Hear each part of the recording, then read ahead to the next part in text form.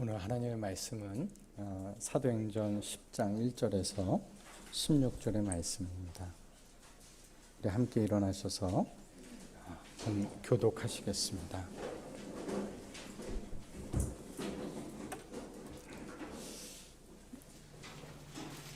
가이사랴에 고넬료라 하는 사람이 있으니 이달리아 부대라 하는 군대의 백부장이라. 그가 경건하여 온 지방과 더불어 하나님을 경외하며 백성을 많이 구제하고 하나님께 항상 기도하더니 하루는 제9시쯤 되어 환상 중에 밝기 보매 하나님의 사자가 들어와 이르되 고넬료야 하니 고넬료가 주목하여 보고 두려워 이르되 주여 무슨 일이니까? 천사가 이르되 내 기도와 구제가 하나님 앞에 상달되어 기억하신 바가 되었으니 내가 지금 사람들을 욥바에 보내어 베드로라 하는 시몬을 청하라. 그는 무두장이 시몬의 집에 유숙하니 그 집은 해변에 있다 하더라. 마침 말하던 천사가 떠나매 고넬료가 집안 하인 둘과 부하 가운데 경건한 사람 하나를 불러 이 일을 다 이루고 욥바로 보내니라. 이튿날 그들이 길을 가다가 그 성에 가까이 갔을 그때 베드로가 기도하려고 지붕에 올라가니 그 시각은 제6시더라. 그가 시장을 먹고자 하매 사람들이 준비할 때 황홀한 중에 하늘이 열리며 한 그릇이 내려오는 것을 보니 큰 보자기 같고 네 귀를 메어 땅에 드리웠더라. 그 안에 각종 네 발 가진 짐승과 기는 것과 공중에 나는 것들이 있더라. 또 소리가 있으되 베드로야 일어나 잡아먹으라 하거늘 베드로가 이르되 주여 그럴 수 없나이다. 속되고 깨끗하지 아니한 것을 내가 결코 먹지 아니하였나이다 한데 또 두 번째 소리가 있으되 하나님께서 깨끗하게 하신 것을 내가 속되다 하지 말라 하더라. 이런 일이 세 번 있은 후 그 그릇이 곧 하늘로 올려져 가니라. 아멘.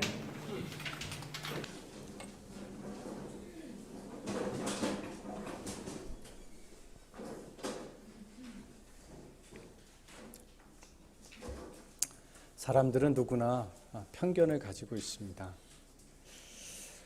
왜 편견을 가질까 이렇게 생각해 보니까 우리가 편견이 가득한 세상에서 태어납니다. 자신도 모르는 가운데 자신이 속해 있던 그 사회의 고정관념을 따라서 우리는 가치를 판단하는 이런 삶이 자연스럽기 때문에 어쩌면 편견이 우리 안에 우리도 모르는 가운데 자리하게 되는 것 같습니다. 그래서 편견이 전통이라는 이름으로 합리화되어지는 경우들도 종종 있습니다. 우리가 흑백 논리라는 말을 사용하는데 너무도 쉽게 우리는 백은 사실이고 좋은 것이고 흑은 거짓이고 나쁜 것이라고 생각합니다. 이 말은 흑인에 대한 편견과 차별이 담긴 말이기 때문에 이제는 우리가 사용해서는 안 되는 그런 말입니다. 최근에 코로나 팬데믹으로 인해서 미국이나 유럽에서 동양인에 대한 묻지마 폭행이 종종 있었습니다. 우리는 이런 뉴스를 접하면서 어떻게 합니까? 분개합니다. 그러나 우리 땅에서 이루어지고 있는 외국인 근로자나 다문화 가정에 대한 편견과 차별에는 둔감할 때가 많습니다. 일부 사회 계층에서는 의도적으로 편견을 부추겨서 갈등을 일으키고 그것을 통해서 자신의 이익을 추구하려는 그런 세력도 있습니다. 지역 갈등, 세대 갈등, 진영 갈등도 어떻게 보면 편견에 기초한 것입니다. 그리고 그 편견의 뿌리는 어쩌면 교만입니다. 내가 안다, 내가 옳다라는 그런 교만으로 인해서 편견을 낳게 되어집니다. 그래서 우리 안에 있는 깊이 뿌리박고 있는 이 교만이 사라지기 전에는 우리가 아무리 편견을 없애려고 하고 그것을 싹둑 잘라버린다 할지라도 다시 돋아나는 독초 같은 그런 존재가 편견이 아닐까 생각합니다. 그래서 그만큼 쉽지 않은 싸움이 아닌가. 우리가 이 편견에서 온전히 벗어난다는 것은 결코 쉽지 않은 싸움입니다. 편견이 유독 강한 사람들이 있습니다. 특별히 유대인들. 오늘 본문에 등장하고 있는 이런 이 유대 사회에는 편견이 아주 심했습니다. 자신들만이 여호와 하나님을 섬긴다라는 이런 선민의식으로 인해서 그렇지 않은 이방인들을 모두 개라고 그렇게 불렀고 여겼습니다. 하나님은 이스라엘을 구별해서 사랑하셨습니다. 그렇게 하신 이유는 그렇게 이스라엘이 복받고 사랑받는 모습을 통해서 다른 민족들도 하나님 앞으로 나오게 하기 위함이었습니다. 그런데 그들은, 이스라엘 사람들은 자신들만이 하나님의 사랑받을 자격을 가지고 있다라고 착각을 했습니다. 예수님은 나는 선한 목자다 그렇게 얘기하셨습니다. 나는 양들을 위하여 내 목숨을 버리노라 이렇게 얘기하셨습니다. 예수님께서 이렇게 자신을 선한 목자라고 이야기하신 후에 요한복음 10장 16절에서 이렇게 얘기합니다. 또 이 우리에 들지 아니한 다른 양들이 내게 있어 이렇게 얘기합니다. 여기서 얘기하는 다른 양들이 누굽니까? 바로 이방인들을 이야기하는 것입니다. 예수님 그 당대에는 유대인들의 잃어버린 양들을 찾아서, 이스라엘의 잃어버린 양들을 찾아서 예수님은 사역하셨지만 예수님은 예수님에게는 지금은 우리에 들지 아니한 다른 양들이 있다고 얘기하셨습니다. 그것은 이방인들을 이야기하는 겁니다. 그리고 그 이방인들이 돌아와서, 내 음성을 듣고 돌아와서 한 무리가 되어서 한 목자에게 있게 되어질 것이다 라고 얘기하셨습니다. 이것이 무엇입니까? 유대인과 이방인이 한 무리가 되어지고 예수님께서는 그들의 한 목자가 되어서 그들을 이끄신다라는 것입니다. 예수님의 이 말씀이 성취되어지는 데 있어서는 이 이방인들을 향한 이 유대인의 강한 편견, 선민의식이 깨어져야만 합니다. 그래야 이 이방인들이 주님께 돌아오고 그리고 한 무리를 이룰 수 있는 것이죠. 오늘 말씀은 하나님께서 이 작업을 해가시는 그 첫 번째 그 순간의 그런 내용들이 오늘 본문에 기록되어 있습니다. 오늘 말씀에는 두 개의 환상이 기록되어 있습니다. 하나의 환상은 이방인이 본 환상이고 또 하나의 환상은 유대인 베드로가 본 환상입니다. 이방인으로서 환상을 본 사람은 고넬료라는 사람입니다. 이 고넬료라는 사람을 1절과 2절에서 이렇게 소개하고 있습니다. 이 1절과 2절에서 고넬료를 소개하고 있는데 첫 번째는 이 가이사랴에 있는 이달리아 군대의 백부장이라고 얘기하고 있습니다. 여러분들 가이사랴라는 것은 지난주 베드로가 욥바에 머무르고 있었는데 그 욥바로부터 북쪽으로 지도 자꾸 넘어가네요. 이 욥바로부터 북쪽으로 약 50km 정도 떨어져 있는 곳입니다. 지중해 연안에 있는 아름다운 항구 도시입니다. 이름에서 그 힌트가 있는 것처럼 이 가이사랴라는 곳은 로마 황제인 가이사에게 헌정되어진 도시였습니다. 헤롯이 이곳에 아주 최신식 항구를 지어서 로마의 군함이 정박할 수 있게 했고 총독의 관저가 있었고 원형 극장이 있었고 그리고 로마의 여러 신전들이 있었던 곳이 이 가이사랴라는 곳이었습니다.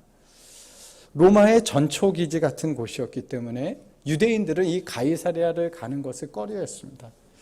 종교적인 이유 때문에, 민족적인 이유 때문에 경멸했던 도시 중에 하나가 이 가이사랴라는 도시였습니다. 고넬료는 이 지역의 치안 책임을 맡은 그런 백부장이었습니다. 100명의 부하를 거느린 장교. 그런데 이 고넬료는 이 이달리아 부대의 백부장이었다 이렇게 얘기했습니다. 이 이달리아 부대라는 것은 로마 태생인 병력으로 이 구성되어 있다라는 뜻입니다. 당시에 이 백부장이 거느린 여러 로마의 군대들 중에는 현지인으로 구성되어 있는 부대도 있었고 용병으로 구성되어 있는 부대도 있었습니다. 근데 이 고넬료가 거느렸던 이 부대는 이달리아 부대라는 것은 로마인으로 구성되어진 그런 부대였기 때문에 굉장히 주력 부대에 해당되었습니다. 이 엘리트 주력 부대, 이 가이사랴의 엘리트 주력 부대의 로마인 백부장이 고넬료였다라는 것입니다. 두 번째 이 1, 2절에서는 고넬료에 대해서 그가 경건하여서 온 집안과 더불어 하나님을 경외했다라고 이렇게 소개하고 있습니다. 이런 이방인 로마인 백부장이 하나님을 경외했습니다. 이 하나님을 경외했다라는 이 표현은 이방인으로 율법을 배우고 하나님을 믿었지만 유대교로는 개종하지 않은 사람을 이야기합니다. 거의 반개종한 상태를 얘기하는 겁니다. 개종을 하려면 할례를 받아야 되고 또 율법의 의식을 지켜야 했습니다. 그러나 로마의 백부장은 1년에 한 번씩 로마 황제에게 충성 서약을 해야 했습니다. 이 로마 황제를 주라고 고백해야 했기 때문에 유대인들은 황제에게 충성 서약을 하는 것을 우상 숭배로 여겼습니다. 고넬료는 어쩌면 이런 문제 때문에 고민했던 게 아니었을까 생각합니다. 고넬료는 이 가이사랴에 주둔하게 되어지면서 그곳에서 이 유대인들이 믿었던 하나님을 경외하기 시작했습니다. 아마 어쩌면 이 고넬료는 그 가이사랴에 이미 와 있었던 빌립의 영향을 받았을 수도 있겠다, 이런 생각을 하게 되어집니다. 그는 자신만 하나님을 경외한 게 아니라 그 온 집안도 하나님을 경외했다고 했는데, 그랬던 이유는 그가 경건하여라고 얘기하고 있습니다. 이 고넬료가 정말 그 삶이 참 다른 하인들과 그 집안에 있는 모든 사람들이 보기에도 존경스러울 만했기 때문에 그 집안의 식구들도 하나님을 경외했다, 이렇게 얘기하고 있습니다. 7절 말씀에 보면 이 고넬료가 하나님 천사의 그 환상을 듣고 사람들을 요바에 있는 베드로에게 보낼 때 집안 하인 2사람과 그리고 부하 가운데 경건한 사람 하나를 불러 보냈다, 이렇게 얘기하고 있습니다. 아마 이 3사람은 이방인으로서 고넬료의 영향을 받아서 하나님을 경외하는 이방인이었을 것입니다. 당시의 로마인은 로마가 세계를 지배했습니다. 그래서 이 로마 사람들은 그런 우월의식, 또 자존감 굉장히 높았을 텐데, 그는 어쩌면 그런 로마인으로서의 편견을 깨고 피지배 민족이었던 이스라엘 민족의 하나님을 경외했다라는 겁니다.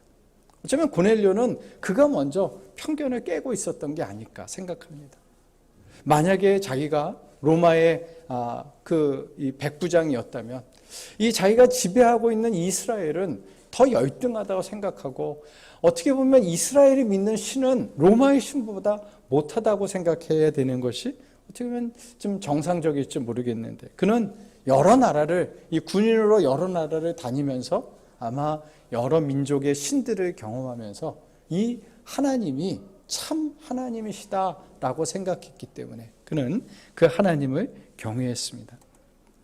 고넬료는 또 3번째 우리에게 그 특징을 이야기하고 있는데, 백성을 많이 구제하고 하나님께 항상 기도했다, 이렇게 얘기하고 있습니다. 오늘 이 3절 말씀에도 보면은 고넬료가 제9시에 기도하다가 환상을 보게 됩니다. 여기서 이 제9시라는 것은 유대인 시계이기 때문에 여기에 6시간에 더하면 오늘 우리의 시간이 되죠. 그러니까 오후 3시 기도 시간에 기도하는 가운데 하나님의 환상을 보게 되어집니다.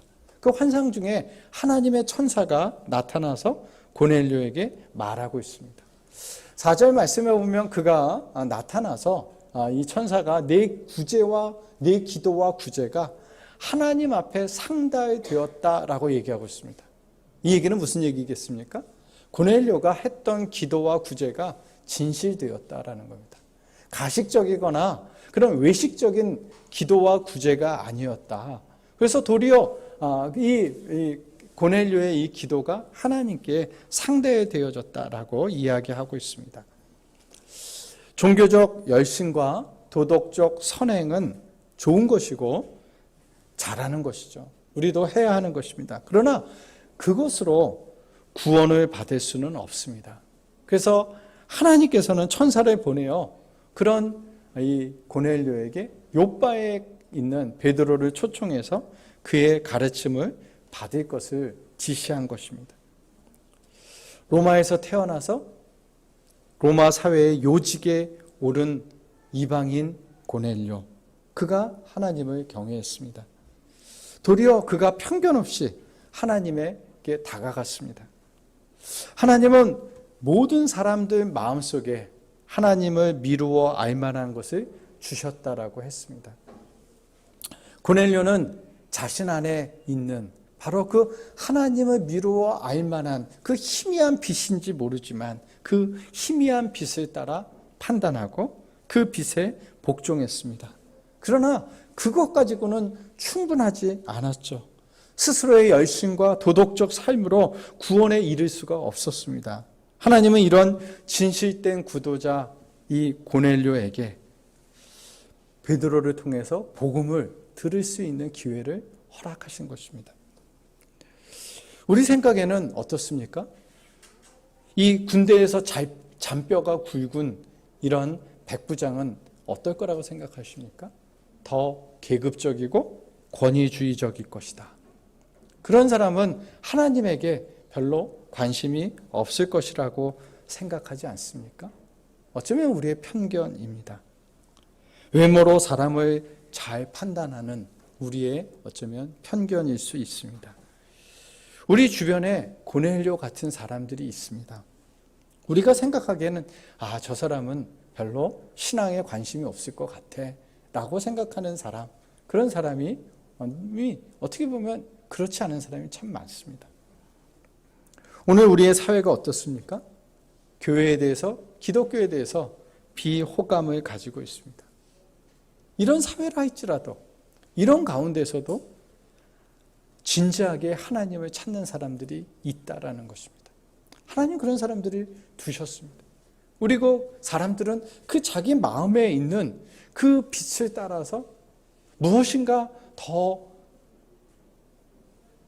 진실된 것, 뭔가 더 옳은 것, 그것이 무엇일까? 하나님, 이 세상은 어떻게 존재하는가? 이런 것들에 대해서 고민을 가지고 하나님을 찾는 사람들이 있다라는 것입니다. 우리는 관심을 갖고 기도해야 됩니다. 교회가 깨어 있어서 이런 사람들을 향해서 다가갈 수 있도록 준비되어야 합니다. 우리 주변에 고넬료 같은 사람들이 있습니다. 하나님께서 그런 고넬료 같은 사람들을 저희 교회에도 연결시켜 주시고 여러분 주변에 그런 분들 만날 수 있게 하나님께서 인도해 주시기를 소망합니다. 오늘 말씀에 환상을 본 또 다른 사람이 등장합니다. 그는 베드로입니다. 베드로는 예수님의 수제자요, 또 교회의 지도자였습니다. 베드로도 정오 한낮 12시에 기도를 했습니다. 이 9절과 10절에 보면 그가 기도했는데 이 욥바 무두장이 시몬의 집에서 기도를 했는데 그때가 시장했다고 그랬습니다. 낮 12시 시장했습니다. 그래서 이 시장에서 비몽사몽간에 황홀한 것을 보았습니다. 참 저는 이 말씀을 읽을 때마다 참 은혜가 됩니다. 베드로도 기도할 때 배가 고파서 정신이 혼미했구나, 뭐 이런 생각을 하면 참 은혜가 되고, 그럴 때 하나님은 그럼에도 불구하고 환상을 주셨구나, 이런 생각을 할 때 참 감사한 마음이 있습니다. 유대인이 가장 더럽게 여기는 무두장이 시몬의 집에서 하나님의 거룩한 계시가 임하였습니다. 11절 12절 말씀에 보면 그 환상은 하늘이 열리면서 큰 보재기가 내려오는데 거기에 각종 짐승이 있는 그런 환상이었습니다. 이 환상을 보여주시면서 하늘의 음성이 들렸습니다. 베드로야 잡아먹어라, 이런 소리가 들렸습니다. 아마 베드로의 입장에선 내가 시장에서 헛개비가 보이나 보다, 이렇게 생각했을지도 모르겠습니다. 유대인들은 부정한 음식들을 먹지 않았습니다. 정결 의식에 따라서 먹을 수 있는 음식이 있고 먹을 수 없는 음식이 있었는데, 이 보자기에 쌓여서 내려온 그 짐승들은 유대인이 못 먹는 음식이었습니다. 그래서 이 잡아먹으라는 그 말 앞에 이 베드로는 내가 결코 이것을 먹을 수 없습니다, 이렇게 이야기합니다. 주여, 그럴 수 없습니다. 이 더러운 거 내가 여태까지 안 먹고 제가 정결하게 살아왔는데 이것을 왜 먹으라고 하시는 겁니까? 결코 먹을 수 없습니다, 이렇게 대답했습니다. 그때 하늘의 음성이 들렸죠. 하나님께서 깨끗하게 하신 것을 내가 속되다 하지 말라. 여기서 속되다 하지 말라를 또 다른 좀 직역을 하면 속되게 만들지 말라라는 뜻입니다. 하나님이 깨끗게 하신 것을 내가 다시 더럽게 만들지 말아라, 이런 이야기를, 지금 이런 이야기가 하늘에서 들렸습니다. 가장 부정하게 여겼던 무두장의 집에서 여러 날을 머무르며 먹고 있으면서 그런 주제에 부정한 짐승은 아무리 배가 고파도 못 먹겠다고 얘기하는 이 베드로가 좀 아이러니하지 않습니까? 자기는 부정한 집에서 머물면서 그 집에서 먹고 지내면서 부정한 음식을 먹으라는 거, 이것은 못 먹겠습니다 하는 것이 베드로의 모습이었습니다. 베드로는 유대인이었습니다. 어려서부터 이 유대인의 정결 의식을 따라서 부정한 음식을 먹어보질 않았습니다. 아마 이 부정한 음식을 먹으면 부드러기가 날지 모릅니다. 알러지가 생길지도 모르고 어쩌면 구토가 생길지도 모를 겁니다. 근데 단순히 이것은 부정한 음식의 문제만은 아니었습니다. 부정한 음식을 먹는 사람들, 그건 이방인들이죠. 그래서 이방인들은 부정한 사람입니다. 부정한 음식을 먹는 이방인들은 그렇기 때문에 부정한 존재이기 때문에 상종해서는 안 될 사람들이었습니다. 어쩌면 하나님께서는 이것을 깨시기 위해서 베드로에게 이런 환상을 보여주셨습니다. 베드로는 오순절 성령 강림 이후 놀랍게 변화되었습니다. 예수님과 함께 있을 때 깨닫지 못했던 그런 베드로가 아니었습니다. 베드로는 그 이후에 놀랍게 교회를 위한 일꾼으로 쓰여졌습니다. 혼혈된 유대인들이었지만 그는 사마리아에 가서 복음을 전했습니다. 경멸의 대상이었던 이런 무두장이의 집에 머물기도 했습니다. 베드로는 요엘서의 말씀을 인용해 설교도 했습니다. 그 요엘서의 말씀은 이런 거였습니다. 하나님께서 주의 영을 모든 육체에 부어주시리니, 그랬습니다. 그래서 남자나 여자나 종이나 자유인이나 그리고 어린아이나 청년이나 노인이나 하나님의 성령이 임하시는 데는 차별이 없다, 이런 설교를 베드로가 했습니다. 베드로가 그 설교를 할 때 이 주의 영이 모든 육체에 부어진다라고 할 때 그 모든 육체에는 베드로는 이방인은 없었습니다. 이방인은 제외됐다라고 생각했습니다. 그러나 이제 하나님께서는 베드로의 이 부분까지도, 남아있는 이 편견까지도 깨기 원하셨습니다. 베드로는 중풍병자도 치유했고 죽었던 과부도 살렸습니다. 편견을 깨고 무두장의 집에 머물렀습니다. 하나님께 쓰임받았던 정말 성령의 사람이었지만 아직도 그 속에는 깨어지지 않은 편견이 있었습니다. 아직도 남아있는 부분이 있었다라는 것입니다. 부정한 것과 정결한 것에 대한 관습까지도 깨트릴 순간이 온 것입니다. 이 편견까지 깨어져야 이방인들이 주님께 돌아오고 예수님이 말씀하셨던 한 무리가 한 목자의 인도함을 받는 그것이 이루어진, 성취되어질 것이기 때문입니다. 하나님께서는 베드로의 남은 이 편견의 보자기마저도 찢기 원하셨습니다. 우리에게는 어떤 편견이 있습니까? 우리에게는 너무도 자연스러운 것이기에 다시는 편견이 없다고 생각할 때가 많습니다. 자신에게 있는 편견이 잘 보이지 않는 것입니다.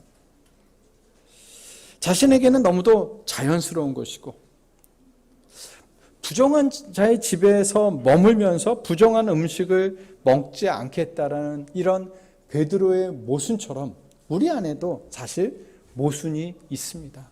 그런 편견에 사로잡혀 있는 모순된 우리의 모습이 있다라는 것입니다. 하나님께서 드러내 주셨던 것처럼, 베드로의 그런 편견을, 그 모순을 드러내 주셨던 것처럼 저희들도 기도해야 합니다. 우리의 모순, 우리의 편견 어떤 것이 있습니까? 하나님 보여주십시오. 하나님 우리도 보게 하여 주십시오. 이런 소망을 가져야 됩니다.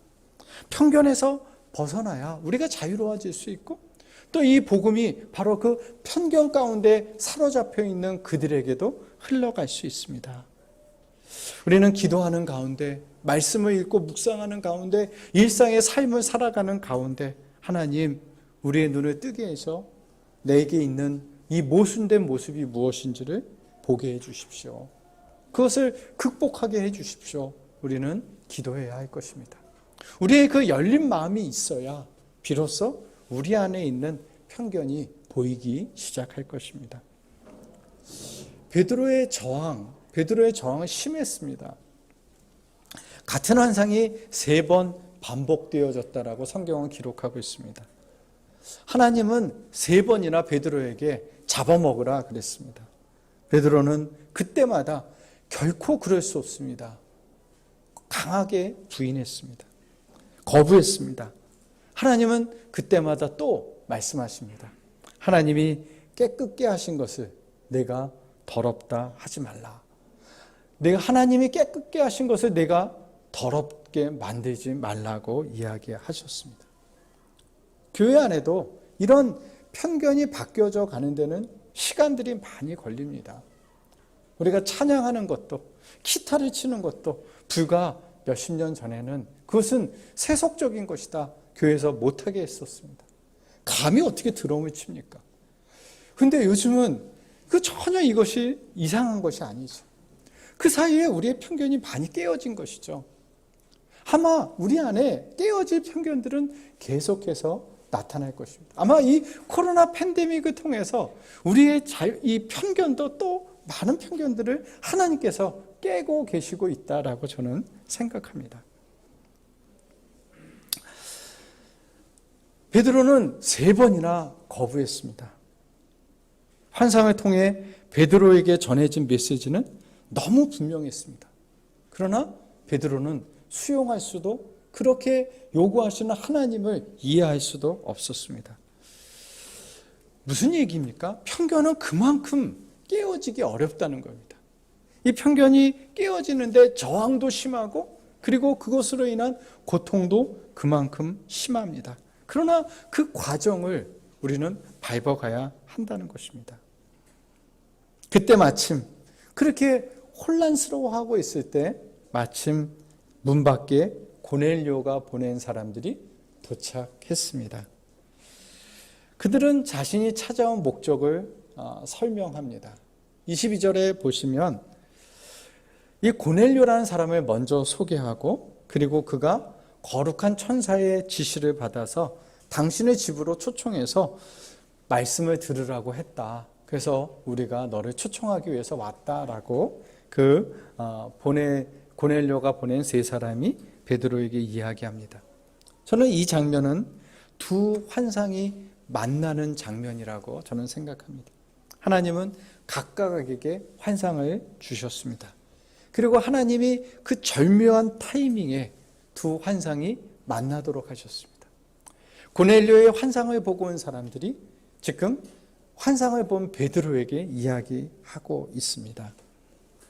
인간의 뿌리 깊은 이 편견이 쉽게 깨어지지 않고 쉽게 제거되지 않는다는 것을 하나님께서는 아셨기 때문에 이와 같이 앞서서 행하셨던 것입니다. 만약 베드로가 그 환상을 보지 않았다면, 베드로에게 환상이 임하지 않았다면 아마 베드로는 이방인들을 외면했을 것입니다.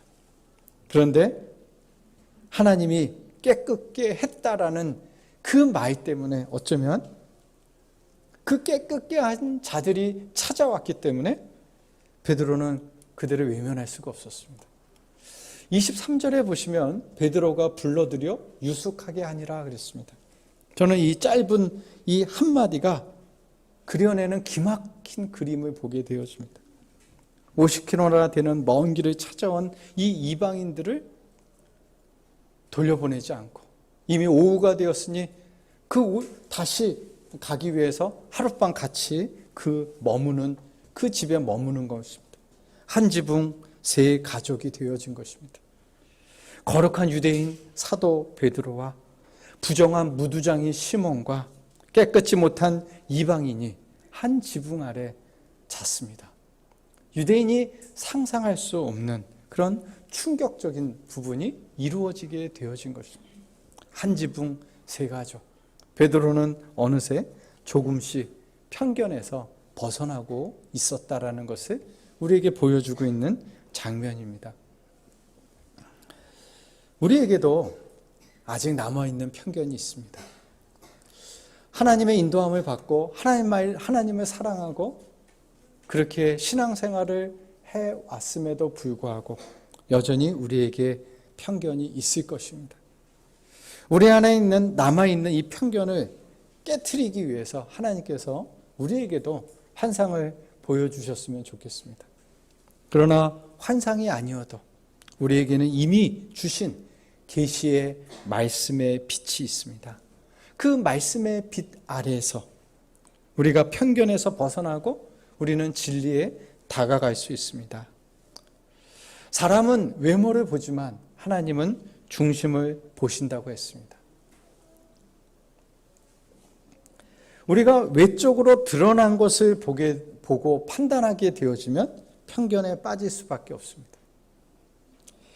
자기 중심적으로 판단하게 되어지면 우리는 편견에 빠질 수밖에 없습니다. 우리 흔히 그런 이야기 하죠. 나 때는 말이야. 나 때는 말이야. 라떼 is horse. 이렇게 얘기하죠. 이 방식이 바로 대표적인 자기 중심적 판단 방식입니다. 우리가 나 때는 말이야. 이 기준으로 보게 되어질 때 우리는 젊은 세대에 대한 편견을 가지게 되어집니다. 보이는 대로 내 방식대로 판단하지 않고 그 사람의 중심에 다가가려는 노력이 우리에게는 필요합니다. 그런 가운데 하나님의 성령이 내 안에 있는 그 편견을 보게 하실 것입니다. 그리고 그것을 깨트릴 수 있도록 우리에게 용기를 주실 거라고 믿습니다. 편견에서 벗어날 때 우리에게 자유가 찾아오고 이 편견에서 벗어날 때 주의 복음이 더욱 흥왕케 되어지는 일이 일어납니다. 온 열방이 주님께 돌아오기 위해서 베드로의 편견을 깨트리셔야 했던 것처럼 또 오늘 우리의 편견을 깨트리셔서 오늘 우리 주변에 복음이 더 흘러가게 되어지기를 소망합니다. 성령께서 우리를 편견에서 벗어나게 해주시기를 그리고 우리가 그 성령의 깨우치심 앞에 잘 듣고 순종하기를 그렇게 기도합시다.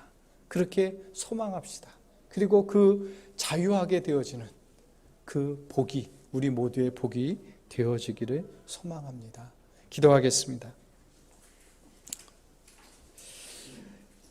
진리의 영이신 성령님, 우리 안에 있는 편견을 보게 하여 주옵소서. 보이는 대로, 관습대로, 내 방식대로가 아니라 계시된 말씀의 빛을 따라 보고 판단하는 저희가 될 수 있도록 인도해 주시옵기를 원합니다. 우리가 편견에서 벗어나서 사람을 중심으로 진실되게 사랑하는 그런 자가 되어질 수 있도록 도와주옵소서. 예수님의 이름으로 기도합니다. 아멘.